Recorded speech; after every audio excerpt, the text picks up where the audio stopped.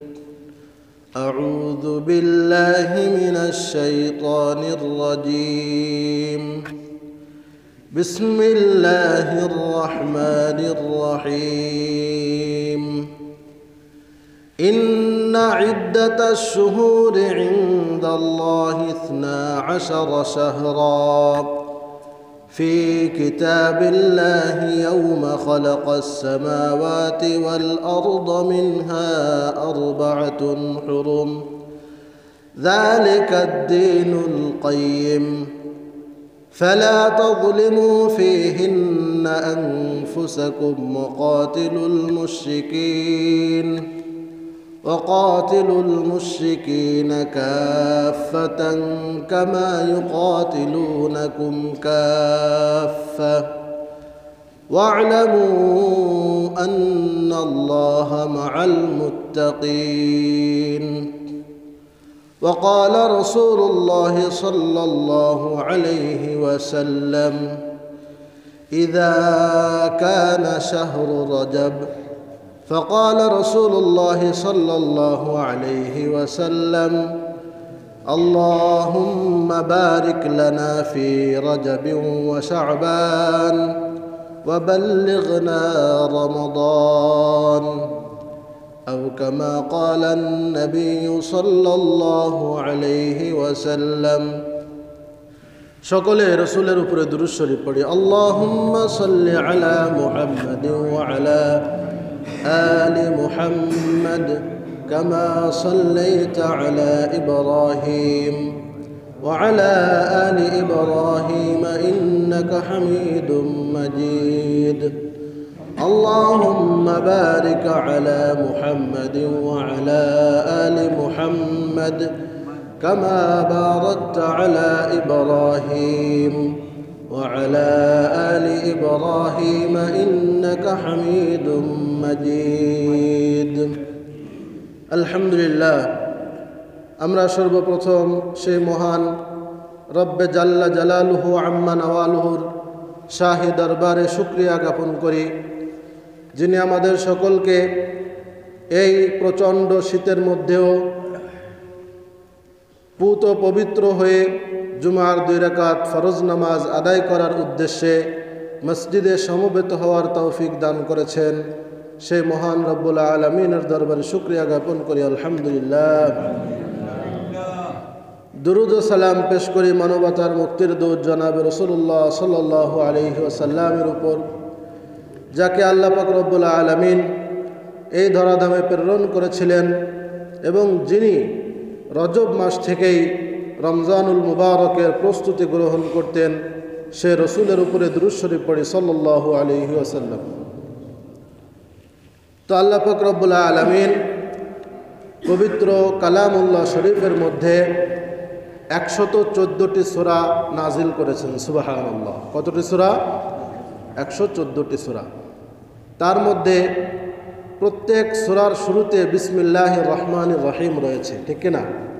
কিন্তু একটি মাত্র সূরা যার শুরুতে আল্লাহ তাআলা বিসমিল্লাহ নাজিল করেন নাই, সেই সূরাটার নাম কি? সূরাতুত তাওবা। সূরা তাওবা। এই সূরার শুরুতে বিসমিল্লাহির রহমানির রহিম নাই।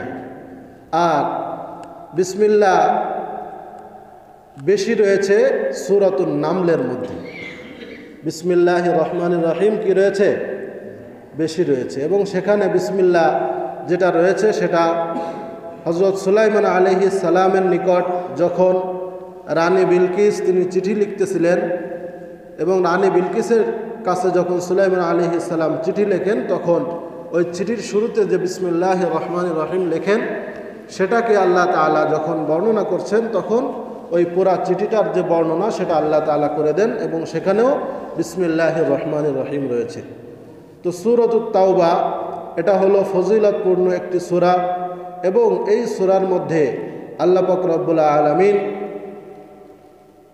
বিজাতীয় সংস্কৃতির সাথে বিধর্মীদের সাথে আমাদের কেমন আচরণ হবে এবং এই যে বছর অতিক্রান্ত হয় কিভাবে এবং যে 12টি মাস নির্ধারণ এটা কে করলো, বছরে তো 13টি মাসও হতে পারতো, পারতো কিনা?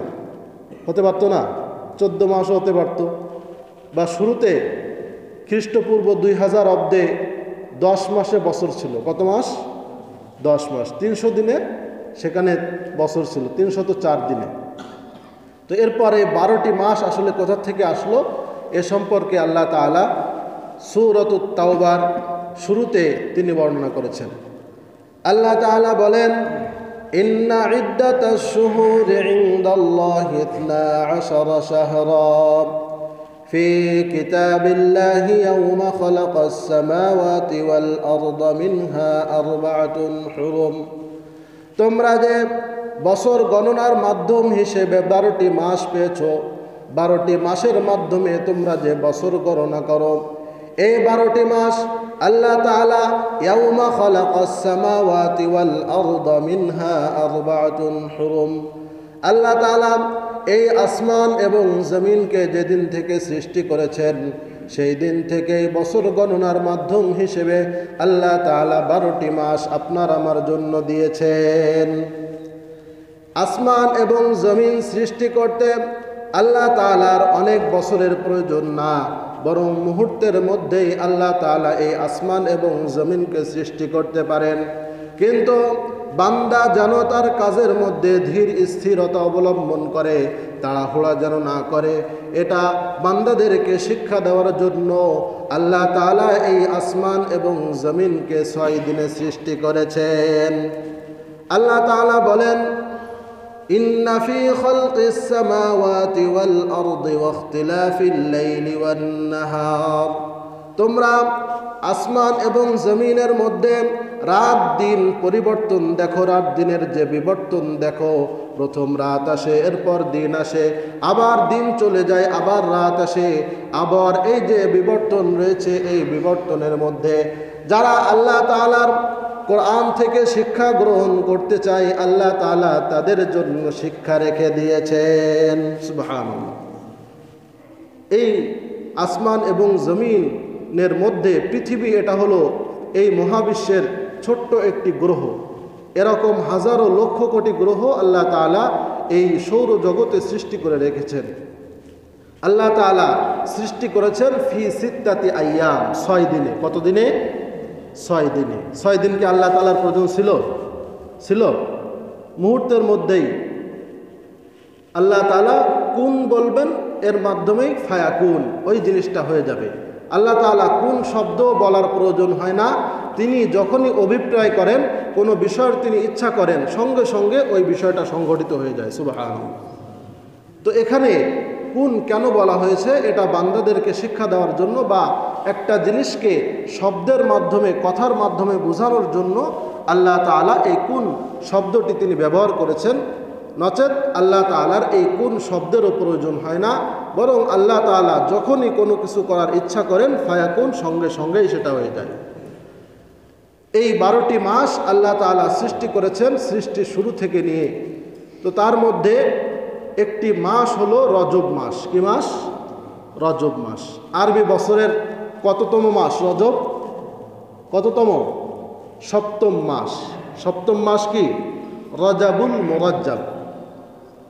এই আরবি যে বছর গণনার মাধ্যম রয়েছে, 12টি মাস রয়েছে, তার মধ্যে আল্লাহ তাআলা বলেছেন মিনহা আরবাআতুন হুরুম, 4টি মাস এমন রয়েছে যে 4টি মাস হলো আল্লাহ তাআলার নিকট সম্মানিত এবং আল্লাহ তাআলার নিকট মর্যাদাশীল। সুবহানাল্লাহ। আল্লাহ রাসূল তিনি আমার আপনার জন্য বছর গণনার মাধ্যম হিসেবে 12টি মাস দিয়েছেন। প্রথম মাস হলো মুহররমুল হারাম, অর্থাৎ মুহররম মাস, যে মাসে যুদ্ধ বিগ্রহ করা হারাম, এই জন্য এই মুহররম মাসকে মুহররম মাস বলা হয়েছে। এবং এই মাসে কে যেহেতু আল্লাহ তাআলা সম্মানিত করেছেন, আল্লাহ রসুল বলেন আফজলুস সিয়াম বা'দা রমাদান শাহরুল্লাহিল মুহররম, আল্লাহ তাআলার নিকট রমজানের রোজার পরে সবথেকে মর্যাদাশীল রোজা হলো এই মুহররম মাসের রোজা। এবং 10ই মুহররম যেহেতু হযরত হুসাইন রাদিয়াল্লাহু তাআলা আনহুর শাহাদাত সহ এই মহাবিশ্বে, সারা বিশ্বে অসংখ্য অলৌকিক ঘটনা ঘটেছে, এই জন্য আল্লাহ তাআলা এই মুহররম মাসকে সম্মানিত করেছেন। এই জন্য এই মুহররম মাসকে মুহররম মাস হিসেবে নামকরণ করা হয়েছে। এরপর হলো সফরুল মুজফফর, নাম কি? সফর মাস, নাম শুনছি না আমরা? সফরের অর্থ হলো আসলেই সফর অর্থাৎ খালি। জাহিলি যুগে যখন এই 12টি মাসের নামকরণ করা হয়, ইসলামের মদিনার জিন্দেগিতে যখন ইসলাম একটি পূর্ণাঙ্গ রাষ্ট্রের রূপ লাভ করে, ওই সময় থেকে এই 12টি মাসকে নামকরণ করা হয়। ওই সময় এই মাসে সকলে ব্যবসা বাণিজ্যের উদ্দেশ্যে ঘর থেকে বেরিয়ে পড়তেন পুরুষরা, ঘর পুরা খালি হয়ে যেত। কি হয়ে যেত? খালি হয়ে যেত। এই জন্য এই মাসকে সিফির অর্থ হলো শূন্য অথবা খালি। এজন্য এই মাসকে সফর হিসেবে নামকরণ করেছেন কে? এরপর হলো রবিউল আউয়াল মাস। যখন এই 12টি মাসের নামকরণ করা হয়, ওই সময় রবিউল আউয়াল মাস, এটা ছিল বসন্তের শুরুর মাস। এই জন্য আরবিতে রবিউল হলো বসন্ত, আর আউয়াল অর্থ হলো প্রথম বসন্ত। বসন্তের সূচনা হিসেবে এই মাসের নাম রবিউল আউয়াল হিসেবে নামকরণ করা হয়েছে। এরপর হলো রবিউল সানি, চতুর্থ মাস। যেহেতু বসন্তের শেষ হতো, যখন নামকরণ করা হয় বসন্তের শেষ ছিল এই রবিউল সানি মাস। এই জন্য দ্বিতীয় বসন্ত বা পরবর্তী বসন্ত, শেষ বসন্ত হিসেবে এই মাসের নামকরণ করা হয়েছে রবিউল সানি। এরপর জুমাদাল উলা, বসন্তের শেষে শীত শুরু হয়, শীতের সময় শুরুতে এই মাসের নামকরণ করা হয়। আরবিতে জুমুদ অর্থ হলো জমে যাওয়া। যেভাবে এখন আমরা শীতের মধ্যে সকলে জমে একাকার হয়ে যাচ্ছি, কথা ঠিক কিনা? এখন আজকে প্রচণ্ড শীত, যেহেতু জানুয়ারি মাস শুরু হয়েছে, এই মাসে বাংলাদেশের তাপমাত্রা উত্তরবঙ্গে গত বছর 2 ডিগ্রি সেলসিয়াসে নেমে আসছিল, কথা ঠিক কিনা? ঠিক আছে না? এমন একটি মহাদেশ রয়েছে যেটার নাম হলো অ্যান্টার্কটিকা মহাদেশ। নাম কি? সারা বিশ্বে কয়টি মহাদেশ রয়েছে? 7টি। তার মধ্যে একটি হলো অ্যান্টার্কটিকা, যেখানে কেউ বসবাস করে না, বরফ আবৃত একটি মহাদেশ। সেই মহাদেশে বিভিন্ন বিজ্ঞানীরা সেখানে গবেষণা করার কাজে যান।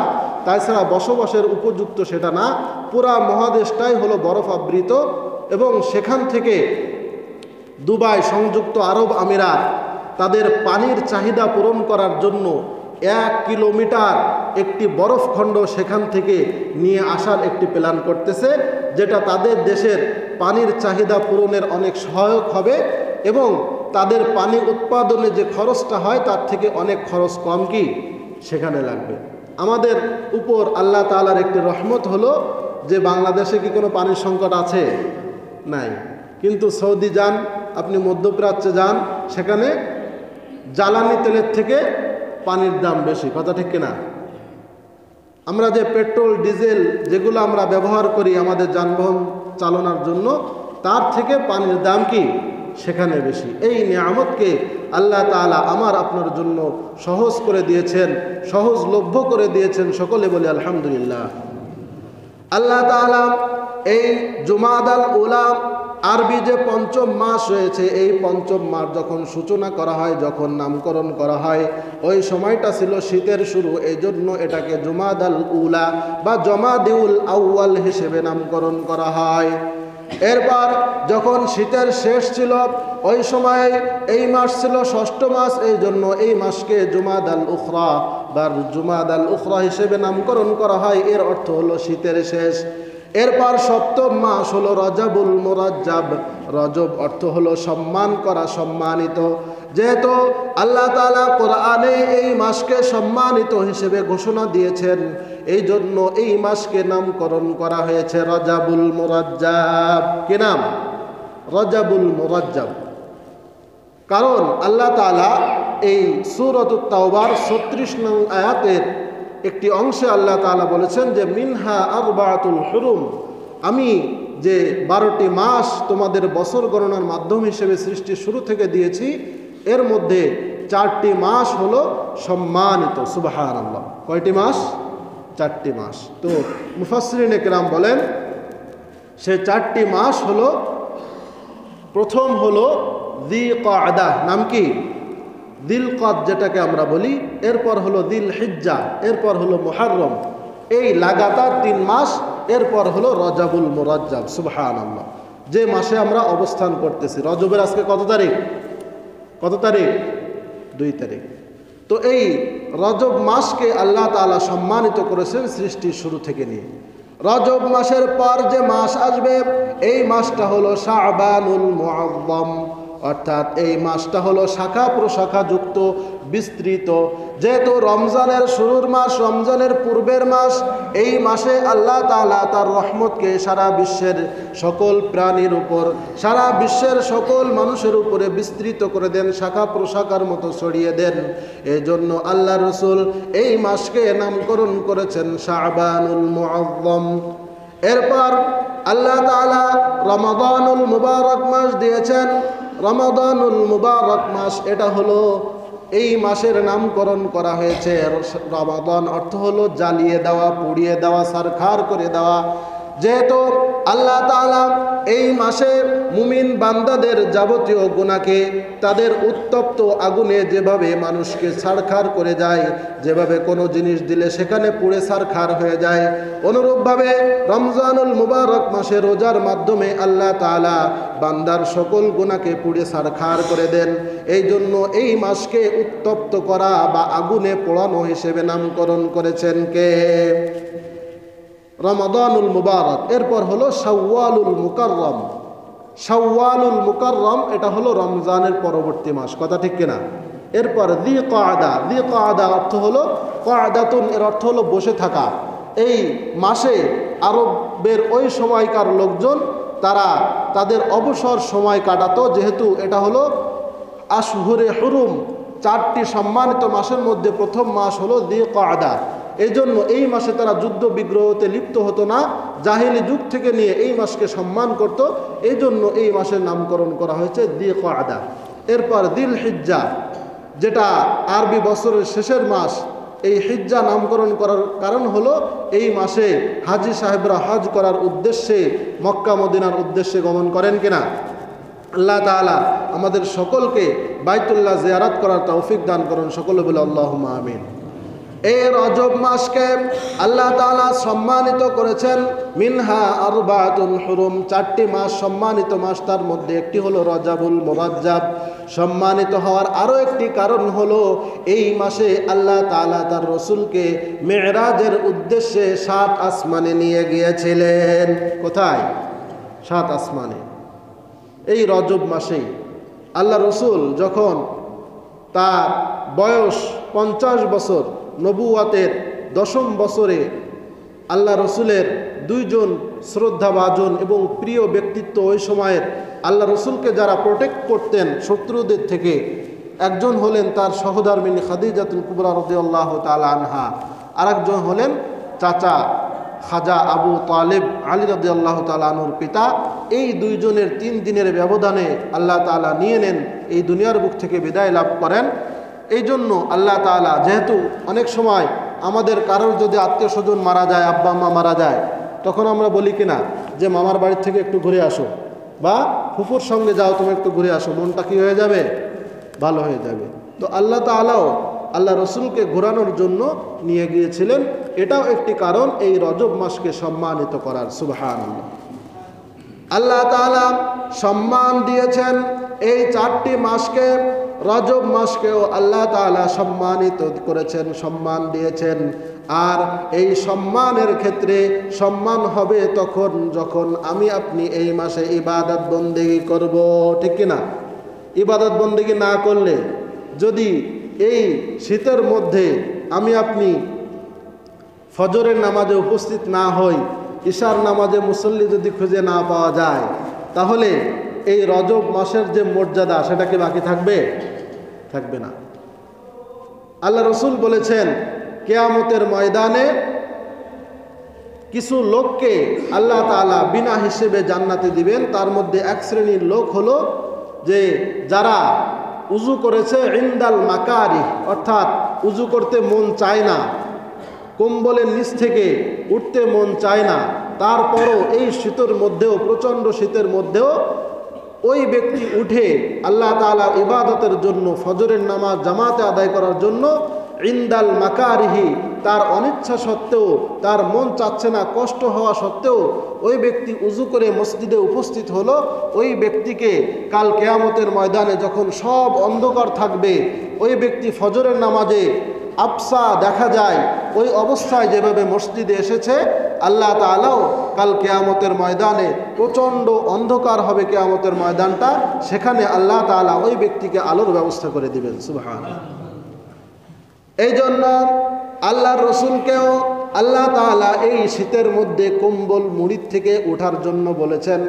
আল্লাহ তাআলা বলেন, ইয়া আইয়ুহাল মুজাম্মিল কুমিল লাইলা ইল্লা কালিলা, হে কম্বল মুড়ি দেনেওয়ালা, হে কম্বল আবৃত ব্যক্তি, আপনি উঠে যান। কুমিল লাইলা ইল্লা কালিলা, আপনাকে এই রাত্রির মধ্যে দাঁড়াতে হবে, আল্লাহ তাআলার ইবাদত বন্দেগী করতে হবে, দাওয়াতি কাজ করতে হবে, কম্বল মুড়ি দিয়ে শুলে হবে না, আপনি কম্বল মুড়ির থেকে উঠে যান। যখন আল্লাহ রসুলের উপর এই প্রচণ্ড শীতের মধ্যে ওহী নাজিল হতো, হযরত খাদিজাতুল কুবরা রাদিয়াল্লাহু তাআলা আনহা বলেন, আমি ওই হিরা গুহায় তার জন্য খাবার নিয়ে যেতাম, 1 মাস খাবার সেখানে দিয়ে আসতাম, পরবর্তী 1 মাস তিনি সেখানে থাকতেন, আল্লাহ তাআলার ইবাদত বন্দেগী করতেন, ধ্যানে মগ্ন থাকতেন। ওই অবস্থায়ও আল্লাহ তাআলা যখন জিবরিল আমিনের মাধ্যমে আল্লাহ রসুলের উপর ওহী নাজিল করতেন, ওই প্রচণ্ড শীতের মধ্যেও ঘাম টপ টপ করে আল্লাহ রসুলের দেহ মুবারক থেকে জমিনে পড়ে যেত। এত কষ্ট করে আল্লাহ তাআলা আমার আপনার জন্য রাসূলের উপরে দিন দিয়েছেন। আসাদুন নাসি বালাআন আল আম্বিয়া সুম্মাল আমসাল ফাল আমসাল, সব থেকে বেশি কষ্টের শিকার ছিলেন আম্বিয়ায়ে কেরাম। এরপর মর্যাদার দিক থেকে যারা যত বেশি হবেন, আল্লাহ তাআলা তাদের তত বেশি কি নেবেন? পরীক্ষা নেবেন। আল্লাহ রসুল হাদিসে বলেন, মান ইউরিদিল্লাহু বিহি খায়রান ইউসিব মিনহু, অন্য রিওয়ায়াতে আল্লাহ রসুল বলেন ইউফাক্কিহু ফিদ্দিন, যে ব্যক্তিকে আল্লাহ তাআলা মর্যাদাশীল করতে চান, যে ব্যক্তির ভালো আল্লাহ তাআলা চান, ওই ব্যক্তিকে আল্লাহ তাআলা দ্বীনের বুঝ দান করেন। অন্য হাদিসে আল্লাহ রসুল বলেন ইউসিব মিনহু, ওই ব্যক্তিকে আল্লাহ তাআলা তত বেশি পরীক্ষা করেন, তত বেশি মুসিবতে ফেলেন। সুবহানাল্লাহ। সব থেকে বেশি ভালোবাসেন কাকে? আল্লাহ তাআলা কাদেরকে ভালোবাসেন? আম্বিয়ায়ে কেরাম আলাইহিমুস সালাম। এই জন্য আম্বিয়ায়ে কেরাম আলাইহিমুস সালামকে আল্লাহ তাআলা সব থেকে বেশি পরীক্ষার মধ্যে ফেলেছেন। এরপর মর্যাদার দিক থেকে তাদের মতো যারা যত বেশি হবেন, আল্লাহ তাআলা তাদের তত বেশি কি করবেন? পরীক্ষা করবেন। কেউ দুনিয়ায় কেউ বিপদে পড়লে আমরা তার পাশে না থেকে বলি ঠিক আছে, কি ঠিক আছে, অথচ আল্লাহ রসুল বলেছেন তাআওয়ানু আলাল বিররি ওয়াত তাকওয়া, তোমরা খোদাভীতির কাজে একে অপরের সহযোগিতায় তোমরা পরস্পরে ভাই ভাই হয়ে যাও এবং পরস্পরের মাঝে সাহায্য সহযোগিতা করো। তো এই রজব মাসটা হলো যেহেতু শীতের মধ্যেও পড়েছে, আবার মর্যাদাশীল দুই দিক থেকে। আর হয়তো আগামী কয়েক বছর পর পুরা রমজান মাসটা শীতের মধ্যে পড়বে, বলেন সুবহানাল্লাহ। কারণ আল্লাহ রসুল কাজা রোজা আদায় করার জন্য শীতকালকে বেছে নিতে বলেছেন। সুবহানাল্লাহ। আল্লাহ রসুল তিনি কত উম্মা দরদি ছিলেন। শীতকালে দিন বড় নাকি ছোট? হ্যাঁ, ছোট। আর গরমের সময় প্রচণ্ড গরমও থাকে, আবার দিন বড়। তো এই জন্য অনেকের রমজান মাসের রোজা কাজা হয়ে যায়। আল্লাহ রসুল বলেছেন, আমাদেরকে তিনি বুদ্ধি শিখিয়ে দিয়েছেন উম্মাতের ভালোর জন্য। তিনি চান না উম্মাত কষ্ট করুক বেশি, অল্প কষ্টে যেন অনেক সওয়াবের অধিকারী হতে পারে। আল্লাহ রসুল বলেছেন যে নি'মাতুন বারিদা, এই শীতকালটা হলো একটি শীতকালটা হলো মানুষের রোজা রাখার উপযুক্ত একটি সময়, এবং এটা হলো আল্লাহ তাআলার পক্ষ থেকে একটি নিয়ামত। এজন্য যাদের আমাদের কাজা রোজা আছে আমরা আদায় করব কখন? এই শীতের সময়। আর হয়তো 2-1 বছর পর, এই বছর হয়তো হালকা শীত থাকতে পারে মার্চ মাসে শুরুতে যেহেতু রমজান, আর হয়তো আগামী 2-3 বছর পর পুরা শীতের মধ্যেই রমজান মাসটা পড়ে যাবে, ঠিক কিনা? এই রমজান মাস আসলে রমজান মাসের শুরুতে একটি দোয়া আল্লাহ তাআলা আল্লাহ রসুলের মাধ্যমে আমার আপনাকে পড়ার জন্য আহ্বান করেছেন। সুবহানাল্লাহ। সেই দোয়াটা আমরা সকলেই পড়ব, আমরা সকলেই পড়ি। আল্লাহুম্মা বারিক লানা ফি রজাবিউ ওয়া শাবান ওয়া বাল্লিগনা রমাদান। আল্লাহুম্মা, আল্লাহর রাসূল আমাদেরকে শিক্ষা দিয়েছেন, আল্লাহুম্মা বারিক লানা ফি রজাবিউ ওয়া শাবান। হে আল্লাহ, বারিক লানা, আপনি আমাদের জন্য বরকত দান করুন, ফি রজাবিউ ওয়া শাবান, রজব এবং শাবান মাসে।